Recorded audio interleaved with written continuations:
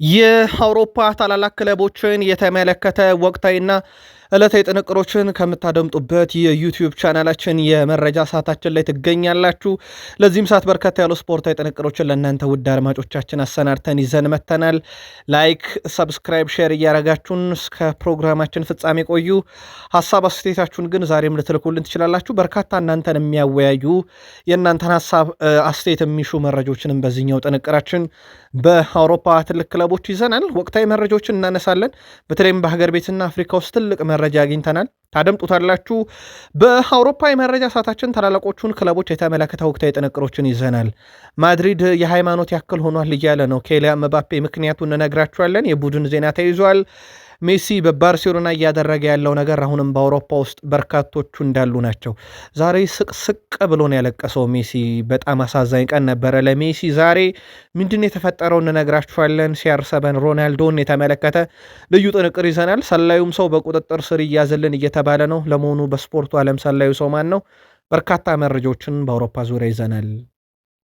በእንግሊዝ ፕሪሚየር ሊግ አንድ ዝውውር ከስምነት ተደርሶበታል። እዛው ይሄን ተጫዋች ያስፈረመውን ክለብም ልክ የዛሬ ዓመት በዚህ ቀን ምን እያደረገ እንደነበረ እንነግራችኋለን። ፕሪሚየር ሊጉ ተተኪ ያስፈልገዋል። ሲቲ የቤርናንዶ ሲልቫን ስንብትውን ካደረገ በኋላ አስቀድሞ ሊቨርፑል ሳላህን እንደሚያሰናበት ይታወቃልና ከሲቲ ጋር በተያያዘ ግን የተወሰኑ መረጃዎችን እናነሳለን። ለሲቲ ደጋፊዎችም እንዲሁ ምልከቶችን እናጋራችኋለን። እናንተም ትጽፉልናላችሁ። ተጨማሪ መረጃዎችን ይዘናል በጉዳዩ ላይ። ከዛ በተጨማሪ ውድ ቤተሰቦቻችን በመረጃ ሰዓታችን ከቼልሲ ጋር በተያያዘ ነገሮች ግልጥ እያሉ ነው። አሁን ከዚህ ሁሉ የኤንዞ ፈርናንዴዝ ወደ ማድሪድ ልቡ መሸፈት፣ ኮኮሪያ በግልጽ ባርሴሎና ከጠየቀኝ አይኔን አላሽም ማለት እና የቼልሲ ኮከቦች ለመልቀቅ ተዘጋጅተዋል አብዛኞቹ። በነገራችን ላይ በጣም የተረጋገጠ መረጃ ነው። ከዚህ ጀርባ ግን ያለውን አንድ ትልቅ ነገር እንነግራችኋለን። በርካታ ቼልሲያን መውጫው በር ላይ ቆመዋል። ምክንያቱ በጣም አነጋጋሪ ነው። ቼልሲያን ትቆዩናላችሁ። ከሊቨርፑል ጋር በተያያዘ ቀጣይ ክረምት ክለቡን የሚቀላቀሉትን 4 ተጫዋቾች እንነግራችኋለን። አምና ከተቀላቀሉት ውስጥ ደግሞ በዚህ ሳምንት የሚጠበቃለ ኮናቴ ስለነኙ አዲስ ፈራሚዎች የሚለን ነገር አለ። የቡድኑን ወሳኝ ተጫዋች ፍሎሪያን ቬርዝ እናነሳለን።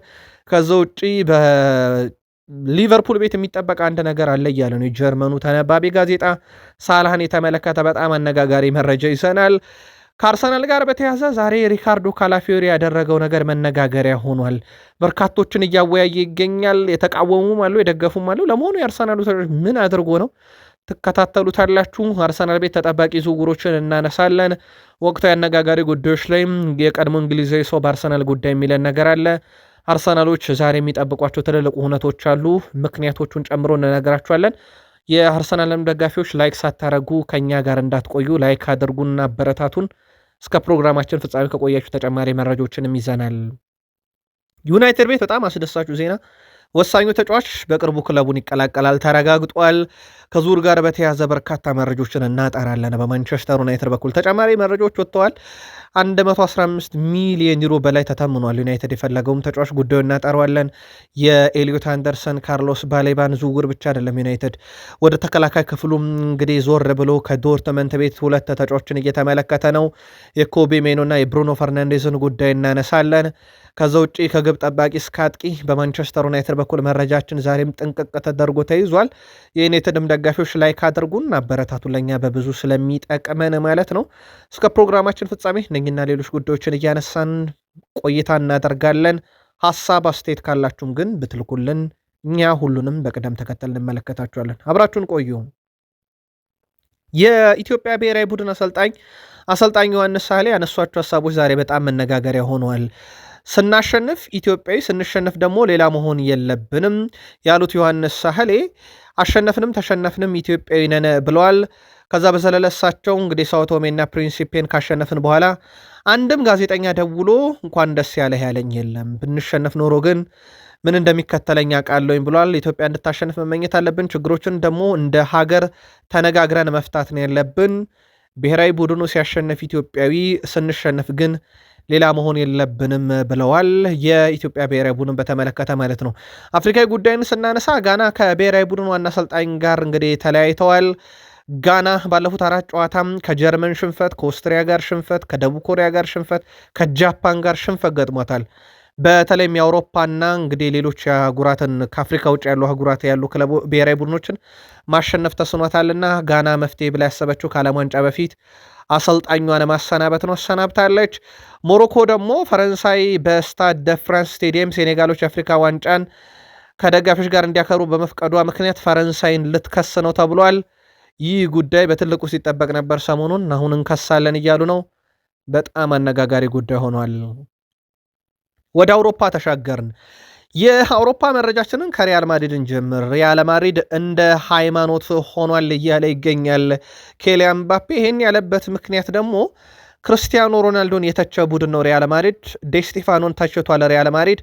እኔንም ቢተቸኝ ብዙ አይገርመኝም፣ ልክ እንደ ሃይማኖት የሚሄዱት ክለባቸው ሆኗልና ደጋፊዎች። ስለዚህ ሪያል ማድሪድ ቤት ምንም ያህል ኮከብ ብትሆን ከሮናልዶና ከዴስቲፋኖ ትችት ያላመለጡ እኔም ላመልጥ አልችልምና የሚደርሱብኝን ትችቶች እቀበላለሁኝ፣ ነገሮችን ለማሻሻል ጥረት አደርጋለሁኝ። ዘንድሮ ሻምፒዮንስ ሊግ ላሊጋን በቀጥታ እየተፎካከሩበት ያለው ነው። ከዛ በላይም የዓለም ዋንጫም ደግሞ ይጠብቀዋል ተጫዋቹን። በእነኚህ ዋንጫዎችን ማሳካት ለእኔ ትልቁ ህልሜ ነው እስከ ዓመቱ መጨረሻ ድረስ በሪያል ማድሪድ፣ ከዛ በዓለም ዋንጫ ያለኝን ሁሉ ለሀገሬና ለክለቤ እሰጣለሁ ብሏል። በሪያል ማድሪድ በኩል የሚጠበቁ አንዳንድ እውነቶች አሉ። ለአብነት ያክል ኤንድሪክ ከሊዮን ውሰት ውሉን አጠናቆ ወደ ሪያል ማድሪድ ይመለሳል ተብሏል። ኒኮ ፓዝ አንቀጹ ላይ በተቀመጠው መልሶ የመግዛት አማራጭ ወደ ሪያል ማድሪድ ከኮሞ ይመጣል።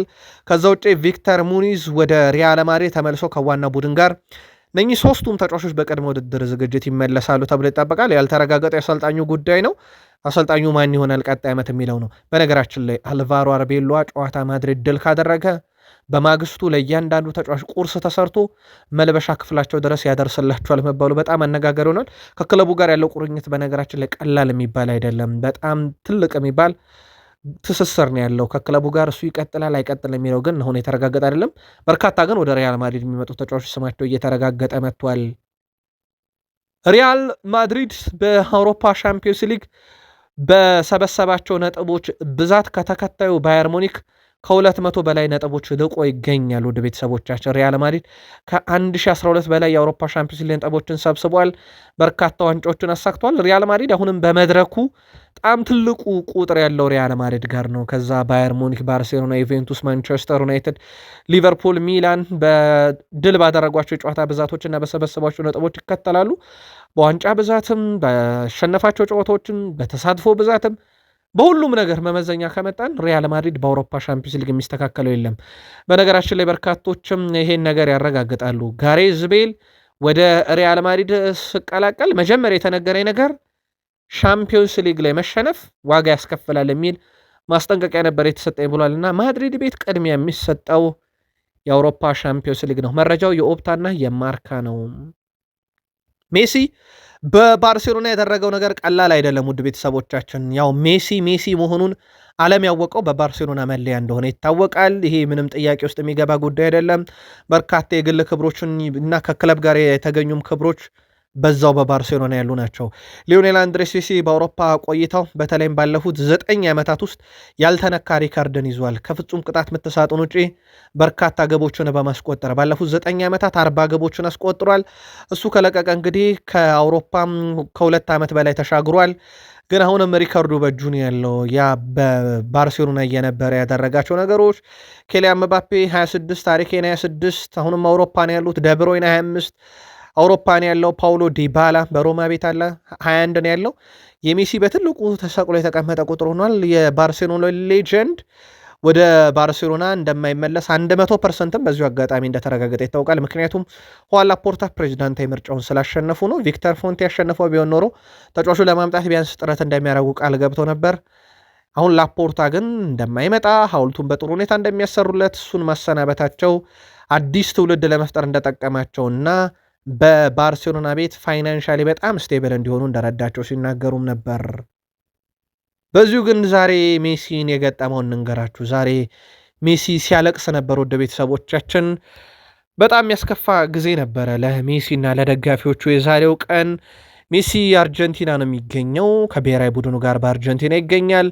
የመጨረሻ ልምምዱን አከናውኗል። በአርጀንቲና ምድር ላይ ያከናወነው የመጨረሻ ልምምድ መሆኑን በሚያሳይ ሁኔታ አልቅሷል ሜሲ። ከዚህ በኋላ ትልቁ ጥያቄ የአርጀንቲናን መለያ በዓለም ዋንጫ ሲለብሳሉ የሚሉ ጥያቄዎች እየተነሱ ነው። አብዛኛው የእሱ ቅርብ የሆኑ ምንጮችም እሱም ከዚህ በፊት ያረጋገጣቸውን መረጃዎች ዋቢ ያደርገን። በእርግጥ የሰሞኑ የሊዮኔል ስካሎኒ ቃለመጠይቅ ትንሽ ጥርጣሬን የፈጠረ ነበር። በዓለም ዋንጫ ይገኛል ተብሎ ይጠበቃል። ግን ዛሬ የመጨረሻውን ልምምድ በአርጀንቲና ምድር በአርጀንቲና መለያ ማድረጉን የሚያሳዩ ምልክቶች ታይተዋል። በጣም ሲያለቅስ ነበረ ሜሲ።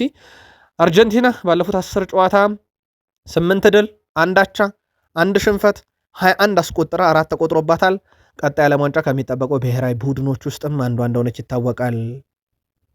ሮናልዶን በተመለከተ ክርስቲያኖ ሮናልዶ ያው ወደ ቡድን ልምምድ መመለሱን ነግሬያችሁ ነበረ። አሁን መደበኛ ልምምድ የሚጀምርበት ቀን ታውቋል። በዚህ መሰረት ክርስቲያኖ ሮናልዶ በቀጣዩ የሐሙስ ጀምሮ በሚደረጉ ልምምዶች ላይ ከዋናው ቡድን ጋር ልምምድ ያደርጋል። ከአልናስር ጋር ቀጣይ ጨዋታ ይጫወታል ተብሏል። ይሄ ለሮናልዶ አድናቂዎችና ለአልናስር በጣም ትልቅ የሚባለው ዜና ነው። ሮናልዶ ሙሉ ለሙሉ ጨዋታ ለማድረግ ዝግጁ መሆኑን ተከትሎ ማለት ነው። የዓለም ዋንጫም ላይ ይጠበቃል ክርስቲያኖ ሮናልዶ። ያው የአሁኑ የዓለም ዋንጫ የመጨረሻው ነው። የእሱ የመጫወት ነገር ኦልሞስት የተረጋገጠ ነው። ከጉዳት ውጪ ከጉዳት ጋር በተያያዘ ምክንያት ካላመለጠው በስተቀር ሮናልዶ ሲኖር ፖርቱጋል 62 በመቶ ጨዋታ ታሸንፋለች። በጨዋታ 2.2 ጎሎችን ታስቆጥራለች። ሮናልዶ ከሌለ ዝቅ ይላል። የማሸነፍ ንጻሪያ ወደ 55 በመቶ ዝቅ ይላል።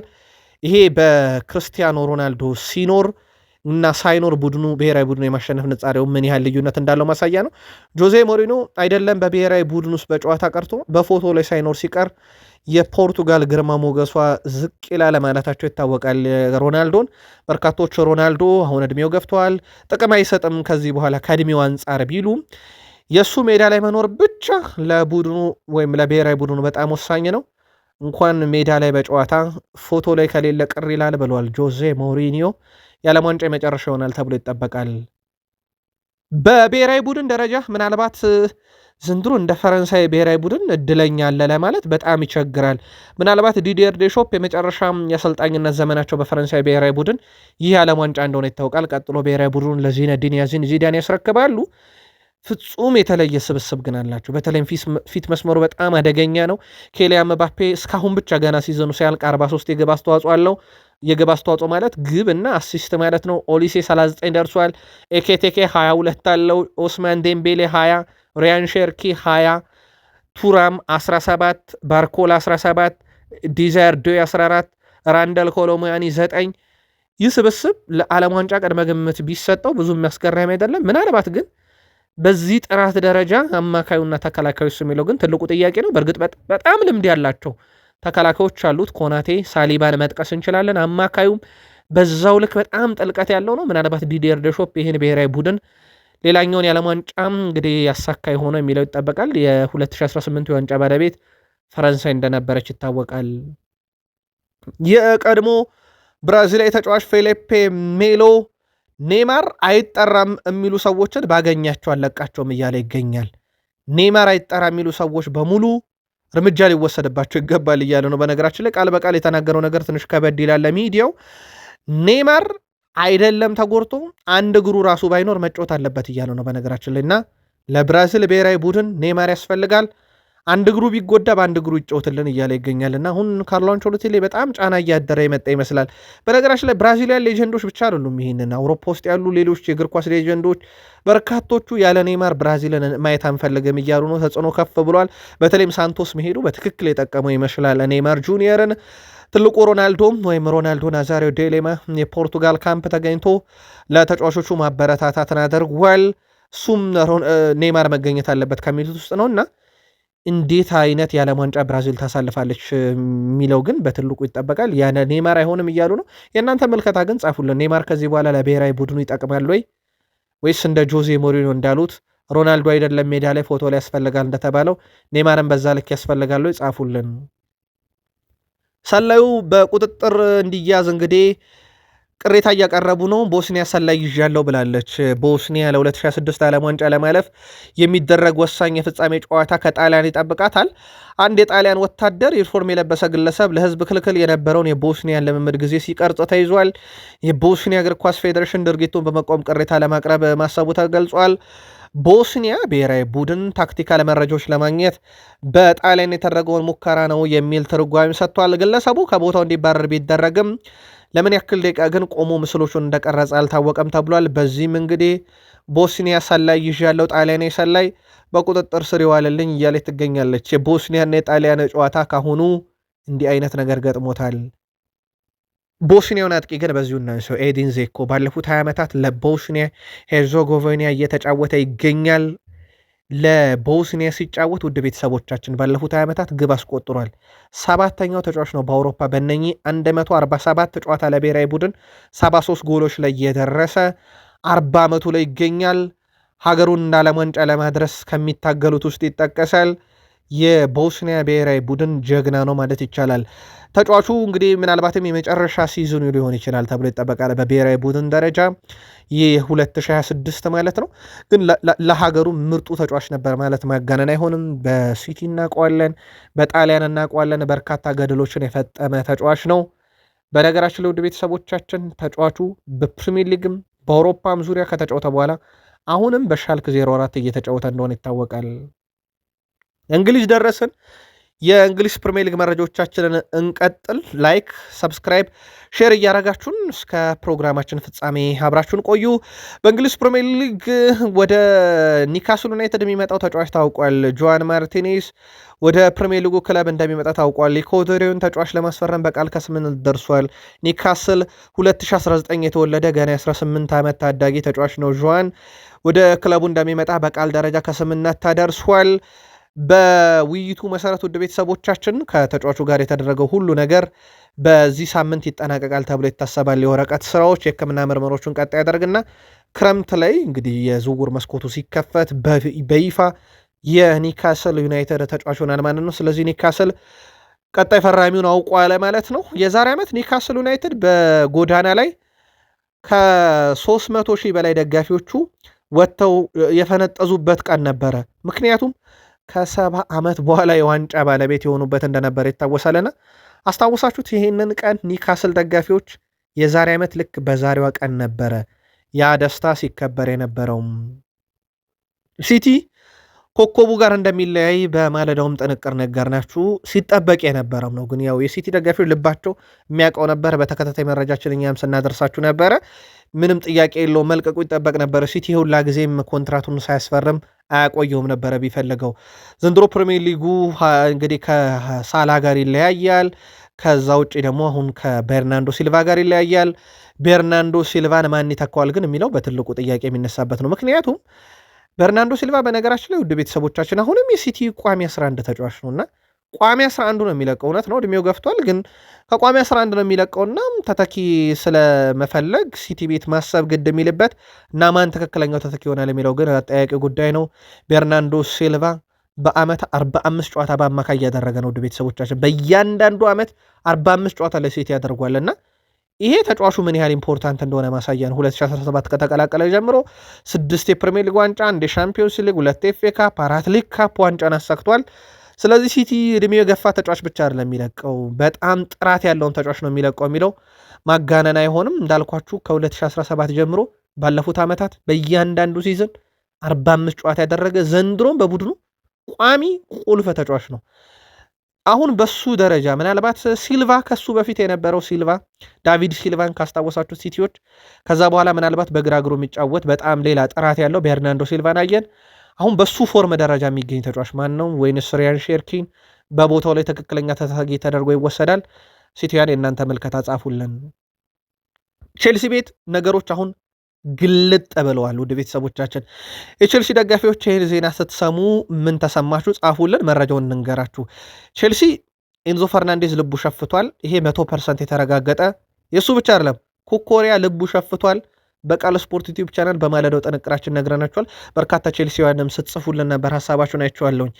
የኤንዞ ፈርናንዴዝ የዝውውር ሂሳብ 115 ሚሊዮን ዩሮ አሁን ትልቁ ጥያቄ ቼልሲ ይለቀዋል አይለቀውም ብቻ ነው እንጂ ተጫዋቹ ልቡ የለም። ምክንያቱን እነግራችኋለን። ኤንዞ ፈርናንዴስ ስታንፎርድ ብሪጅ ከመጣ ጊዜ ጀምሮ ቼልሲ ቁልፍ ተጫዋች ስለመሆኑ ግን ጥያቄ የሚነሳበት አይደለም። በርካታ የግብ አስተዋጽኦችን ያበረከተ አማካይ ስፍራ ተጫዋች አሁን በቼልሲ ቀዳሚው እሱ ነው።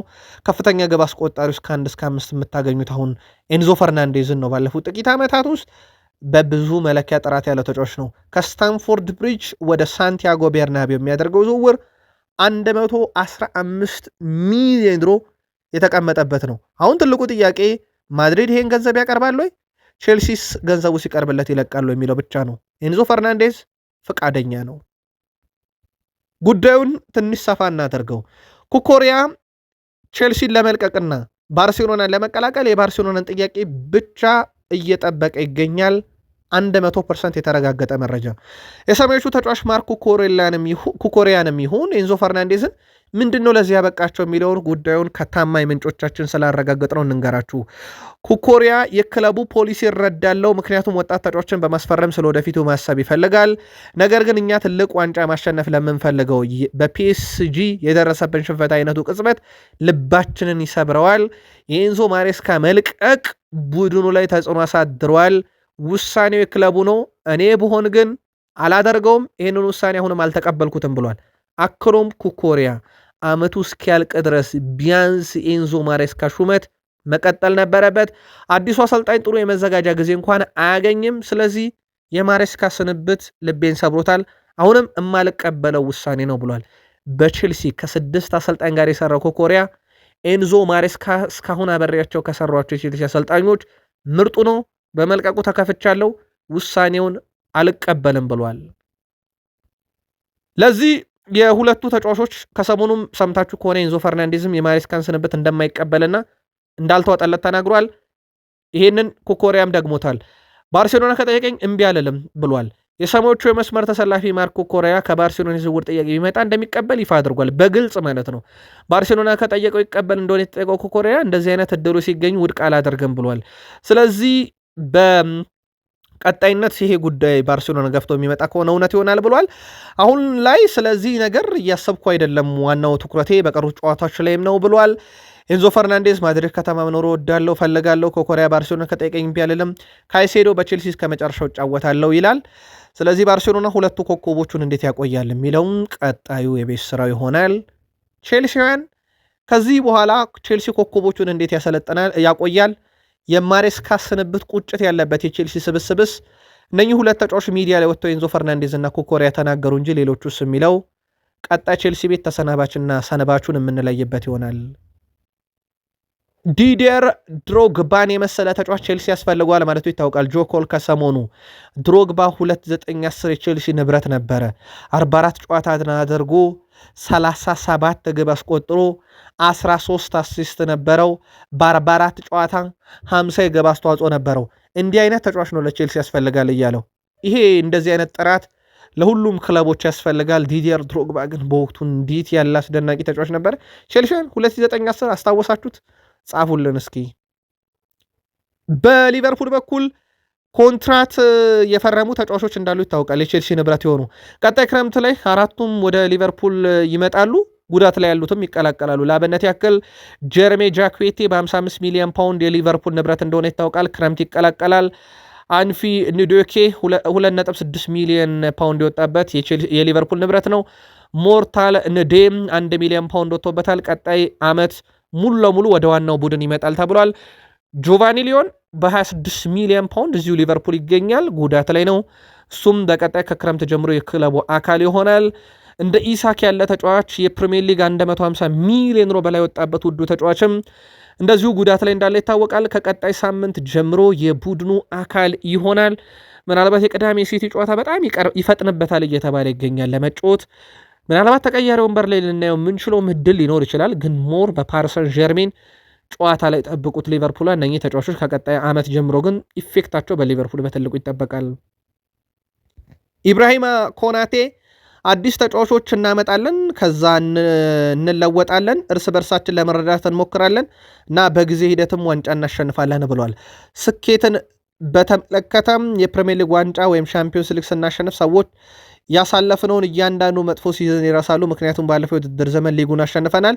የስኬት አካል ነው እና ዘና ማለት አለብን። ምክንያቱም አስደናቂ ጊዜን ያሳልፈናል። በዛው ልክ ደግሞ ትንሽ ችግርም ሲገጥመን ትችቱ በዛው ልክ ነው። ያንንም መቋቋም መልመድ አለብን ብሏል። ስለዚህ የስኬታችን እንደተከበረልን ሁሉ ትንሽም ችግሮች ሲገጥሙ ነቀፌታዎች ይበዛሉና ያንን መቀበል አለብን። ቡድኑ ግን በየአመቱ በአዳዲስ ተጫዋቾች ራሱን እያጠናከረ ነው ብሏል። የእሱ መቆየት ግን እስካሁን ያልተረጋገጠው ጉዳይ እንደሆነ ይታወቃል። ሞር በነፃ ዝውውር አንድ የአውሮፓ ክለብ ሪያል ማድሪድ ፓሪስ ሰን ዠርሜንን ሊቀላቀል ይችላል ተብሎ ግን ይጠበቃል። በክረምት ወደ ሊቨርፑል ከመጡት ውስጥ አንደኛው ፍሎሪያን ቬርዝ ይጠቀሳል። ፍሎሪያን ቬርዝ የብሔራዊ ቡድን ግዳጁን አጠናቋል። ከጉዳት ነፃ ነው። በቀደም 2 ጎል አስቆጠረ፣ 2 አሲስት። በዚህ ሳምንት ደግሞ በነበረ ሌላኛው ጨዋታ 60 ደቂቃ ነው የተጫወተው ከጋና ጋር በነበረው ጨዋታ ማለት ነው። አንድ ቀጥታ ከቅጣት ምት የሞከራት ኳስ በግቡ አግዳሚ ተመለሰች። 2 የጎል ድሎችን አመቻችቶ አቀበለ። ከ46 ኳሶች 39ን በትክክል አቀበለ። 2 ረጃጅም ኳሶችን በትክክል አቀብሏል። ከሁለቱም ሁለቱን አንድ ጊዜ እንግዲህ ድሪብል ለማድረግ ሞክሮ ተሳክቶለታል። ከ8 የመሬት ላይ ግንኙነቶች ወደ 3ቱን አሸንፏል። ከጉዳት ነፃ ሆኖ ወደ ሊቨርፑል መመለሱ ግን በዚህ ሰዓት ለሊቨርፑልውያን ትልቁ ዜና ነው። ፍሎሪያን ቪርዝ ከግብና ከአሲስቱ በተጨማሪ ግን ሜዳ ላይ ከኳስ ውጭ የሚያደርጋቸው እንቅስቃሴዎች ለቡድኑ በጣም ቁልፍ የሚባሉ ናቸው። በወሳኙ ሰዓት ከጉዳት ነፃ ሆኖ መመለሱ ከብሔራዊ ቡድን ትልቁ ዜና ነው። ዣቪ አሎንሶ በሊቨርፑል የስሎት ቁጥር 1 ተተኪ ተደርጎ መያዙን የጀርመኑ ተነባቢ ጋዜጣ ቢልድ አስነብቧል። የቢልድን ዘገባ ግን ጥርት እናደርግላችሁ። ሊቨርፑል ስሎትን አባሮ ዣቪን ሊሾም ነው የሚል ሳይሆን ስሎትን ካባረረ ያለምንም ጥርጥር ዣቪ ነው ተተኪው የሚል ነው። ያው ጉዳዩ ገና የተረጋገጠ አይደለም፣ ግን ምንም ጥርጥር የለውም ስሎት ከተሰናበተ ዣቪ ሊቨርፑልያን ምርጫ ነው። ሌላው የሳላህን ስንብት በተመለከተ ጥቂት መረጃ እንጨምርላችሁ። የሊቨርፑል ሌጀንድ ጆን ባርንስ ባለፉት 10 ዓመታት እሱ አስደናቂ ነበረ። ሊቨርፑል በፕሪሚየር ሊጉ ካገኛቸው ምርጥ ተጫዋቾች አንዱ ነው።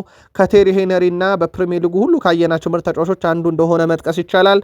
ለሊቨርፑል አስደናቂ ተጫዋች ነው። ከመቼውም ጊዜ በበለጠ ከምርጥ ተጫዋቾች አንዱ ሆኖ ነው ሊቨርፑልን የሚለቀው ብሎ የሊቨርፑልን ጊዜ አወድሶለታል። ምናልባት ለሊቨርፑል ደጋፊዎች በዚሁ አንድ መረጃ እንጠቁማችሁ።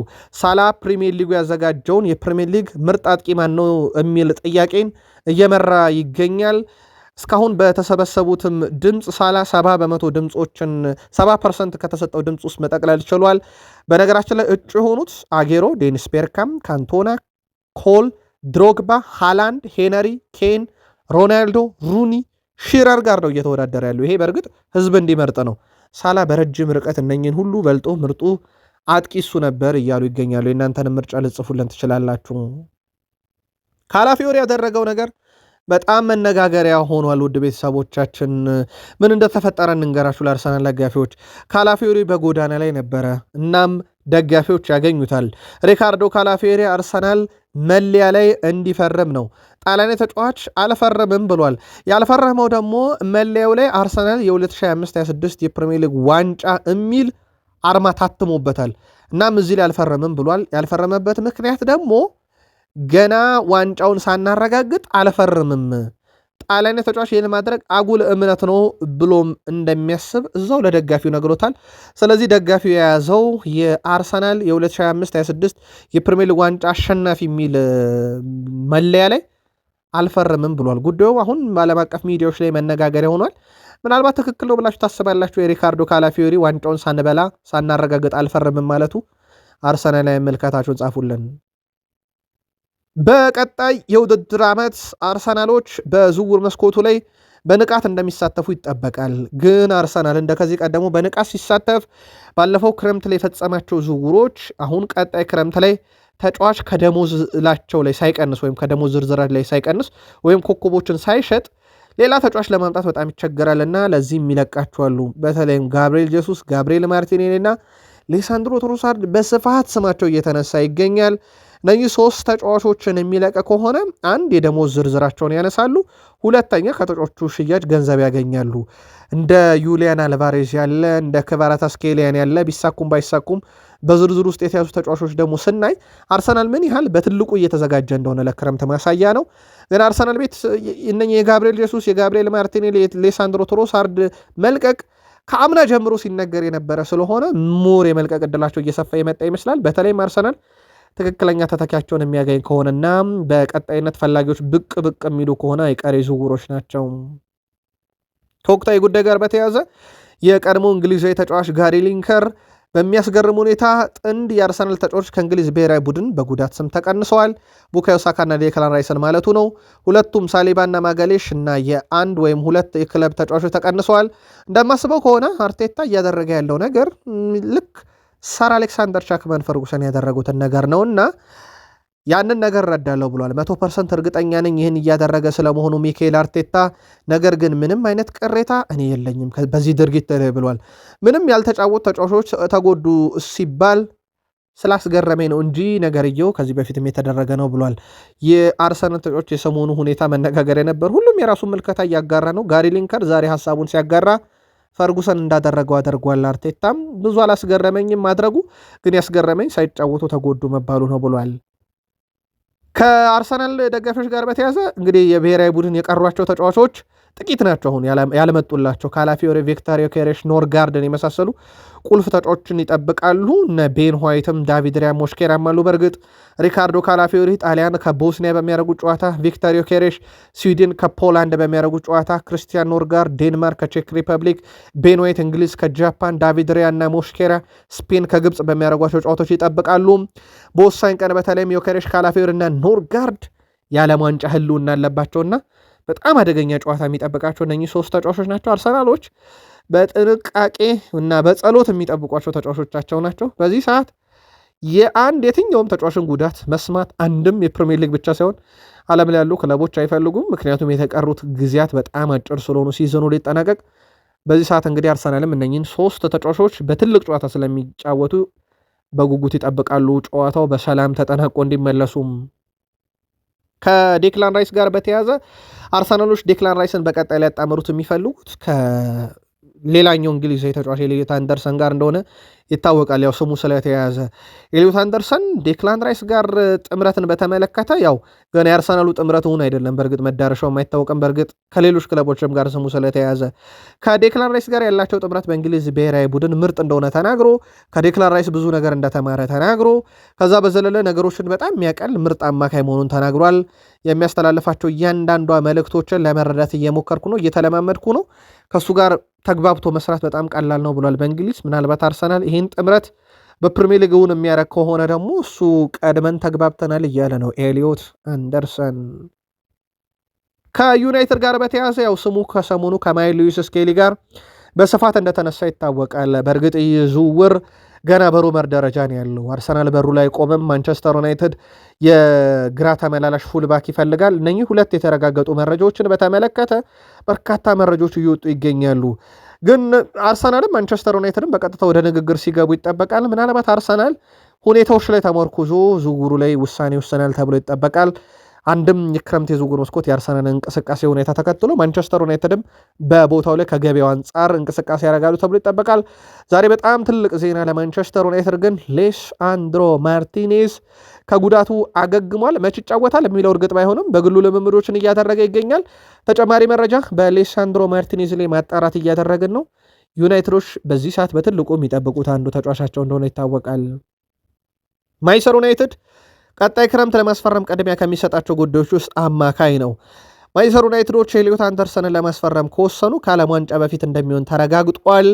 ኤሊዮት አንደርሰን ግን የዓለም ዋንጫ ነው የሚያሳስበኝ ማለቱ ይታወቃል።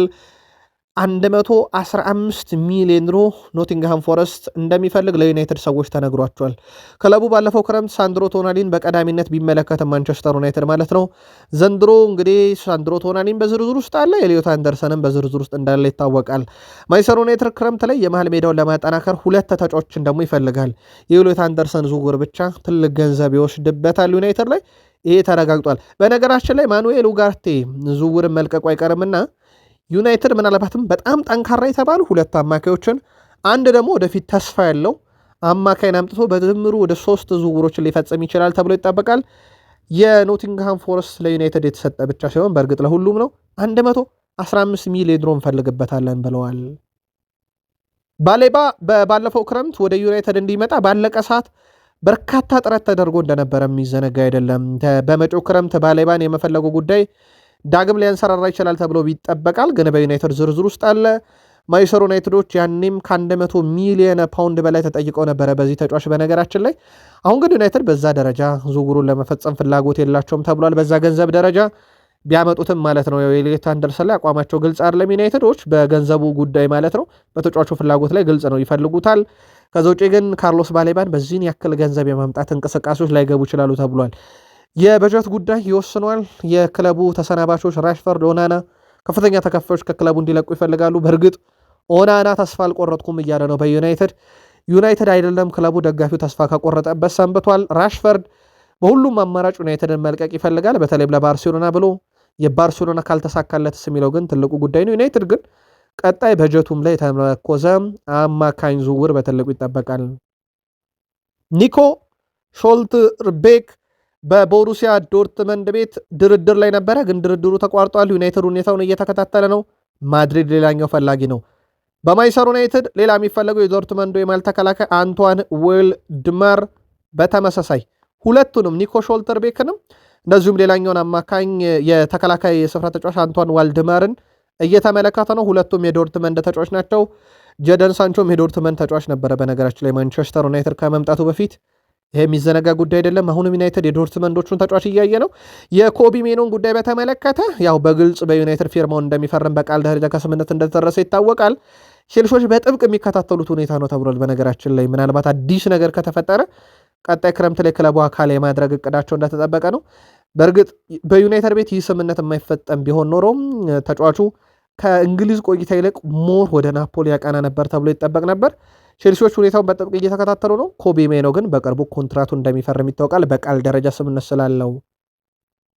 ሌላኛው አማካይ ብሩኖ ፈርናንዴዝ ባለፈው ውድድር ዘመን የነበረው አጠቃላይ ጎል ተሳትፎ አሁን ላይ በጣም የተሻለ ሆኗል። ወደ ቤተሰቦቻችን አምና ብሩኖም ሲዘመርለት ነበረ፣ ያውም በ8 ጎል በ10 አሲስት በ36 ጨዋታ ሲዘመርለት ነበረ። ዘንድሮ ግን ፍጹም የተለየ ነው። በዚህ ውድድር ዓመት 8 ጎል 17 አሲስት 30 ጨዋታን ያደረገው፣ ገና የሚቀሩ 7 ጨዋታዎች አሉ። ብሩኖ ፈርናንዴዝ አሁንም በቡድን ውስጥ ካሉ ከምን ጊዜ ምርጦች ውስጥ እንግዲህ የሚያስብሉ በርካታ ቁጥሮችን እየተጋራም እየተጠጋቸውም ነው። በተለይም ከሪያን ጊግስ ጋር በፕሪሚየር ሊጉ የማንቸስተር ዩናይትድ ከዳቪድ ቤካም በኋላ በርካታ አሲስቶችን በአንድ ሲዝን ያደረገ ተጫዋች ሪከርድን፣ ቀጣይ ደግሞ ዩናይትድ እሱን ማቆየት ሌላኛው ትልቁ አጀንዳውም እንደሆነ ይታወቃልና ዩናይትድ ቤት በጣም በትልቁ እየተወደሰ ያለው ተጫዋች ካምነውም በጣም የተሻለ ጊዜን እያሳለፈ ነው። አሁን ላይ በማንቸስተር ዩናይትድ የሴላመንስ ሂሳብ 26 ሚሊዮን ፓውንድ ደርሷል። በ4 እጥፍ አድጓል። ውድ ቤተሰቦቻችን የዝውውር ሂሳቡ ዩናይትድ ከመጣ በኋላ ነው ይህ የሆነው። ብቃቱ ምን ያህል እያደገ እንደሆነ ማሳያ ነው። የቀድሞ የሴላመንስ አሰልጣኝ ላመንስ የቤልጅየም ብሔራዊ ቡድን ቀዳሚ ተመራጭና የዓለም አቀፍ ደረጃውን የጠበቀ ግብ ጠባቂ የመሆን አቅም አለው። ካለፉት ጥቂት የውድድር ዘመን ጀምሮ ማንቸስተር ዩናይትድ ትልቅ ተሰጥኦ ያለውና ከፍተኛ ደረጃ የሚሰጥ ግብ ጠባቂ አልነበረውም። አሁን ላይ ግን ያንን አግኝቷል። እናም ያለምንም ጥርጥር በዓለም ዋንጫ ጭምር ጠብቁት እያሉ ይገኛሉ የብሔራዊ ቡድኑ አሰልጣኝ። ብሔራዊ ቡድን አሰልጣኝና ዩናይትድን ካያያዝን የእንግሊዝ ብሔራዊ ቡድን አሰልጣኝ ቶማስ ቱሄል፣ እሳቸው ደግሞ ራሽፈርድ አሁን በባርሴሎና መጫወት አለበት፣ እንግሊዝ ብሔራዊ ቡድን ውስጥ ምርጥ ሆናቸዋለሁ፣ ይህ የሆነው ባርሴሎና ከሄደ በኋላ ነው፣ ባርሴሎና ቋሚ መሆን አለበት እያሉ ነው የእንግሊዝ ብሔራዊ ቡድን አሰልጣኝ ቶማስ ቱሄል። ዩናይትድ ይፈልጋቸው ነበር፣ እሳቸው በእንግሊዝ ይቆያሉ። ከዛ ውጪ የሉዊስ ኤንሪኬ ፓሪሰን ጀርሜን አሰልጣኝ በዩናይትድ ይፈለጉ ነበር። ኮንትራታቸውን ሉዊስ ኤንሪኬም በፓሪሰን ጀርሜን ሊያራዝሙ ነው። ወቅታዊ ጉዳዮች በስፋት እየተነሱ ያሉ ነው። ተጨማሪ መረጃዎች ግን አሉ። ከሰዓት አንጻር እዚህ ጋር እናቁምና በቀጣይ መረጃ ሰዓታችን የዩናይትድ መረጃ ሰዓት ላይ ተጨማሪዎቹን ይዘን እንመጣለን።